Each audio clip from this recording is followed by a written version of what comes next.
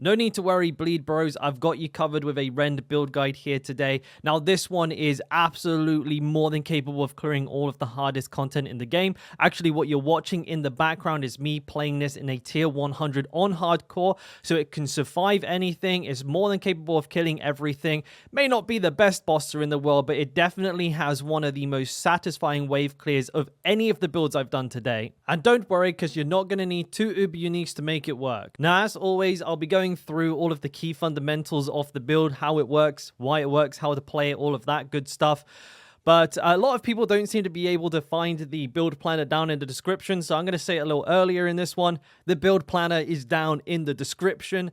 In that, you'll see all of the skill points, the stat priorities, the Paragon board, everything that you need. But this video is very much important to understanding why we pick all of those things, so that if you don't have certain pieces, you know what you can use instead, and also just how to play the build in general. And starting with it, I want to talk about 2 of the biggest components of this build, and they are the new Paragon nodes, Blood Rage and Hemorrhage, and why those are so important. So Blood Rage, you guys may have heard me talk about this one once or twice before. It's like the most OP thing of the season for the Barbarian. And what it does for us is that when we kill a bleeding enemy, there is a 10% chance for us to get Berserking for 5 seconds. That is the first component of it. Then there is a second component, which is your damage is increased by 25% of your damage while Berserking bonus. So all of the damage that you have on your gear, in your Paragon board, and so on and so forth, 25% of that is taken and then made as a separate multiplicative damage bucket, which is really, really, really good for scaling our damage. Essentially allows us to double dip into that damage type, so we'll be going after a ton of that. And then we have Hemorrhage, which works in a very similar way, except this time it is taking 15% of our vulnerable damage and increasing our bleeding damage by that amount. But as this is a bleeding build, obviously this is very, very good for us. So as you're gearing up for this, obviously you want to be very much focusing on those 2 stats in addition to everything else, but those will definitely be taking a very high priority over everything else. Now let's talk about the gear, and more specifically the uniques and how they contribute to how this build works. Starting with the Godslayer crown, this is a hell of a lot of fun with this build. Really like the synergy here. What happens with this one is if you stun, freeze, or immobilize an elite enemy, we'll be stunning a lot, by the way, you'll pull all other nearby enemies into that mob and deal up to 60% more damage against all of them, which is insane, right? That's a massive damage boost. Or if you hit a boss, or if you hit like a butcher or anything like that, it will drag all of the enemies into them and then again increase your damage against them for 60%. So this is massive. Like every 12 seconds, you get this huge damage boost and a massive pull in. Very, very fun when it goes off and helps a lot with the boss DPS. As for sources of stuns, we do have a couple. We have Aspect of Anemia, which is a lucky hit chance that when we deal direct damage to a bleeding enemy, that will stun them. We are also running a one-handed mace in this configuration with Concussion, so we're getting a lot of stuns from there, but I'll talk a little bit more about that in just a second. Our next unique is Tybalt's Will. It's just too good not to take. It's extremely powerful for us. Now, you will see in a little bit that we are going to be using a Magnum Opus. So max resource, which comes on these pants, is a massive W for us. But more importantly, the huge damage increase as well as the fury that we gain every time we become unstoppable is too hard to pass up with. This is just too good of a unique for Barbarians. We practically take it in every single build. And as for sources of Unstoppable, we have our Enhanced Rallying Cry, and we have Metamorphosis. It's practically on demand. We should be unstoppable literally 100% of the time with this build. Then, yeah, getting onto weapons, we have the Magnum Opus. So this is a very interesting Rend Rupture build where we're actually using dual wield, because we're able to scale up through Max Fury, but generally just the Magnum Opus has been really performing well in a lot of builds this season, and it works extremely well here. And what it does is it takes whatever your max fury is, and when you use an attack that uses this weapon, it will increase that damage by up to 0.4% per each point of fury that you have. And we're going to have quite a bit, like about 180 to 200 depending on how good your gear is. And then lastly, we have Ancient's Oath. Now, I know it's going to be pretty weird to a lot of people to see a Rend Rupture build without the Fields of Crimson.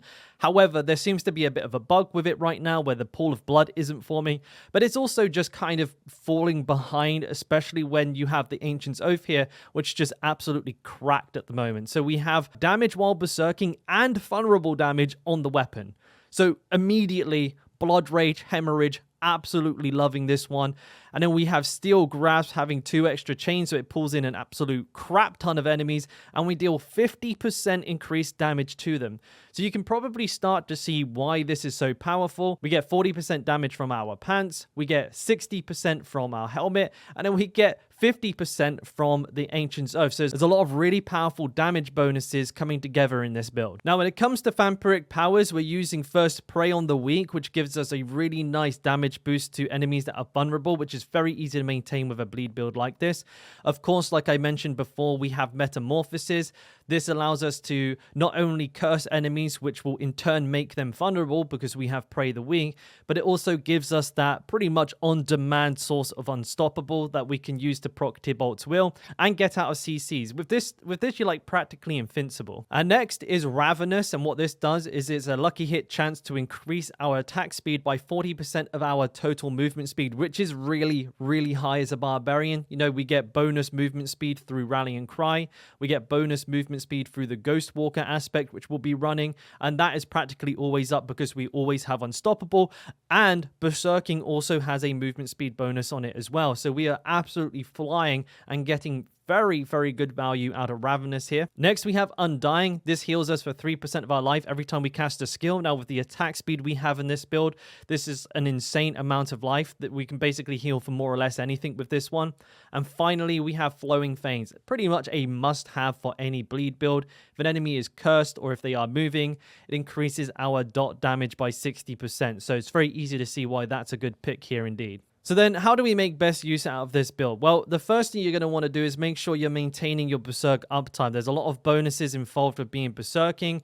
Besides the baseline damage increase as well as the movement speed, we do actually, through some of our skills, get increased damage reduction and also fury generation, which are both very, very important.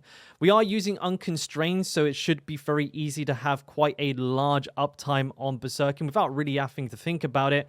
Because we are using Blood Rage and as a bleed build, we should be proccing this pretty much all of the time. However, you always have Enhanced Warcry to fall back on if you are not currently Berserking. Speaking of shouts, you want to use these all at the same time to make sure you're getting the best bonuses out of things like Martial, and make sure you are close enough to enemies that you're getting the max bonus from Bold Chieftains as well. You want those cooldowns to be nice and low. We are using Disembowel as well, so our cooldowns are generally very, very, very low anyways. Now, at the beginning of the video, I talked about this having some of the best wave clear or the most satisfying wave clear in the game, and it's really simple to set up. You're essentially just going to use your steel grabs to grab in as many enemies as you can and hit Rupture.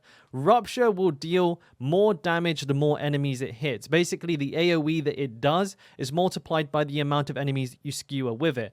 It already hits super duper hard on a single target, but if you get like 10, 20 enemies in there, you get some of the most ungodly bleeds, I think, ever in the game. Then, once you've done that, typically I like to just use my dash to dash through all the enemies. This will make sure that they're all cursed and vulnerable. And yeah, once Rupture explodes, everything on the screen is dead.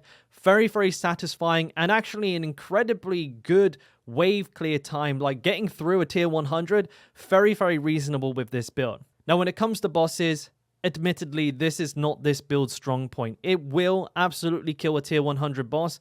By extension, Uber Lilith and Uber Doriel have very similar HP pools to a tier 100 boss, so it will be able to do all of these, but it is definitely the slowest among all of the Barbarian builds. I wouldn't recommend it for that. However, if you absolutely want to play it, it's not like you're not going to be able to do it. The rotation is pretty simple though. You want to open with Rupture because we're using Warrior's Rupture. You get a nice healthy attack speed bonus when you do. Steel Grasp immediately after, so you're getting the damage bonus from Ancient's Oath. And then pretty much just go to town with Rend. Obviously you want to use your shouts on cooldown with a boss as well. And just make sure you're trying to avoid the boss's mechanics and stuff like that, because this build is slightly on the sort of squishy side as, you know, compared to most other Barbarian builds. And there she is. That's the Rend build. It took us a little while to get there, but we got it. And this is by far the strongest version of the build to date. As always, again, links down in the description to the build planner. If you liked the video, consider giving it a like. It's much appreciated. And of course, subscribe for more Diablo 4 and Barbarian content. Or maybe check out the stream sometime. Link to the Twitch down in the description below. But until next one, take care. Cheers.